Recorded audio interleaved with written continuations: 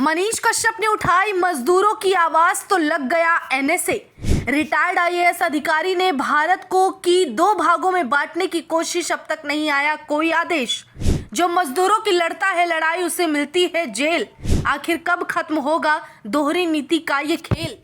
कई महीनों पहले मजदूरों की समस्या देखी गई, जिसे लेकर अपना दुख दर्द मनीष कश्यप ने जाहिर करते हुए सवाल कुछ सरकार से पूछ लिए। मनीष कश्यप की गलती यही रही कि उन्होंने अपना ना सोचकर उन मजदूर वर्ग के लोगों की आवाज उठा दी जिनका सुनने वाला या जिनके लिए बात करने वाला कोई भी नहीं है, और उसका परिणाम हर किसी को पता है। उन पर एनएसए लगा दिया गया था। एक ऐसा आदेश, एक ऐसा आरोप जो कि देशद्रोही साबित करने के लिए और काफिर साबित करने के लिए काफी है। जो शख्स हमेशा से देश के प्रति जागरूक रहा, देश के लिए आवाज उठाता रहा, देश के ही लोगों की हित की बात करता रहा, उस व्यक्ति को देश के लिए खतरा बता दिया गया और सलाखों के पीछे डाल दिया गया। वजह यह भी दे दी गई कि दो राज्यों में मनीष कश्यप के कारण मतभेद बढ़ सकते हैं। हालांकि ऐसा कुछ भी नहीं हुआ है। वहीं हाल ही में एक रिटायर्ड आईएएस का ट्वीट सामने आया, जो देखने के बाद दूध का दूध और पानी का पानी स्पष्ट हो चुका है कि दो भागों में बांटने, दो समुदायों या दो राज्यों में बंटवारा करने, अलगाव वाली मानसिकता कैसी होती है। इस बात का सबसे बड़ा सबूत इनका खुद का ट्वीट है। लेकिन अफसोस की बात है कि इन पर कोई भी कार्रवाई नहीं की जाएगी, इन पर कोई भी आदेश नहीं आएगा, कोई फैसला नहीं सुनाया जाएगा, इन्हें कटघरे में खड़ा नहीं किया जाएगा। इनका नाम है सूर्य प्रताप सिंह। देश में हाल ही में चुनाव के नतीजे सामने आए हैं और चुनाव के रिजल्ट अनुमान से बेहद अलग है।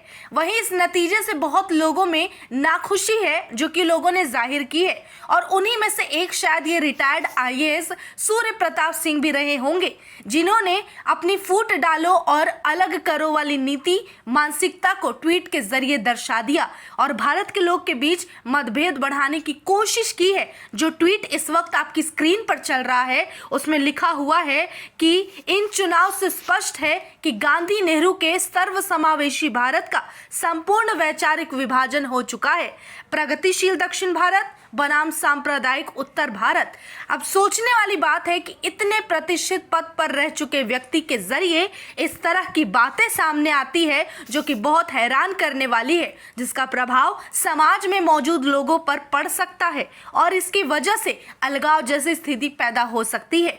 हमेशा से नॉर्थ और साउथ को लेकर कहीं ना कहीं सोशल मीडिया पर कोल्ड वॉर चलती रहती है, लेकिन उस कोल्ड वॉर को हवा देने और बढ़ावा देने का काम इस तरह के नामचीन और प्रतिष्ठित पद पर रह चुके लोग कर देते हैं, जो कि सूर्य प्रताप सिंह ने भी किया है। वहीं उनके ट्वीट पर कमेंट करते हुए बहुत लोगों ने इन्हें खरी खोटी सुनाई है और उनके उस दुराचार वाले मानसिकता पर सवाल भी उठाया।